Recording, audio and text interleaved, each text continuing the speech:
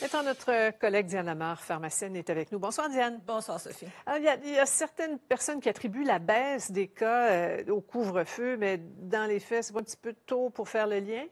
Oui, bien, si on regarde un peu comment ça s'est présenté, les nouveaux cas, parce que dans le fond, c'est un peu ça qu'on va essayer d'analyser.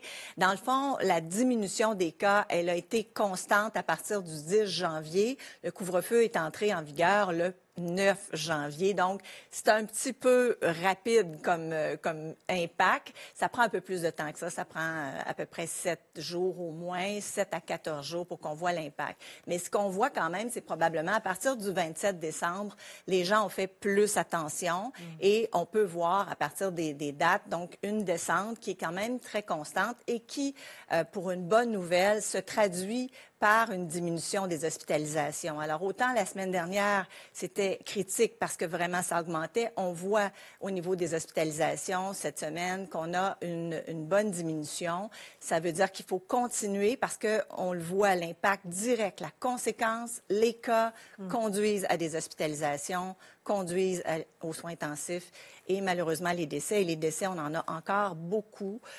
Étonnamment d'ailleurs, 37 décès qui proviennent de plusieurs semaines. Après 10 mois de pandémie, il faudrait qu'on ait des chiffres un petit peu plus fiables au quotidien, je pense. Oui, enfin, les efforts portent leurs fruits. Là, on peut le voir, en tout cas, Absolument. sur certains indicateurs. Si on parlait de ce nouveau variant, Diane, le premier ministre britannique Boris Johnson, qui a laissé entendre qu'il serait plus mortel, c'est vrai? Bien, effectivement, il a fait un point de presse en fin de journée en Angleterre. Et puis, donc, il a annoncé ça. C'est troublant parce que c'est vraiment marquant. Il y aurait donc ce nouveau variant, on sait qu'il est plus transmissible, il augmente la transmission, mais là, il prétend qu'il augmente le taux de mortalité.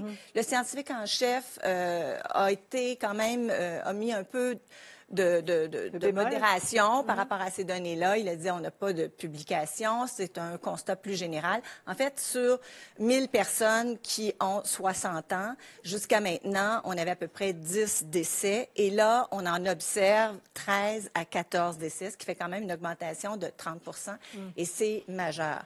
Maintenant, ce qu'il faut reconnaître, c'est la capacité de se reproduire et l'impact négatif de ce variant. Il est arrivé en septembre. Et donc, maintenant, c'est vraiment le virus dominant et on le retrouve dans 50 pays, Sophie, sachant qu'il est plus transmissible. Déjà. Merci beaucoup, Diane. Au revoir. Bonne fin de semaine.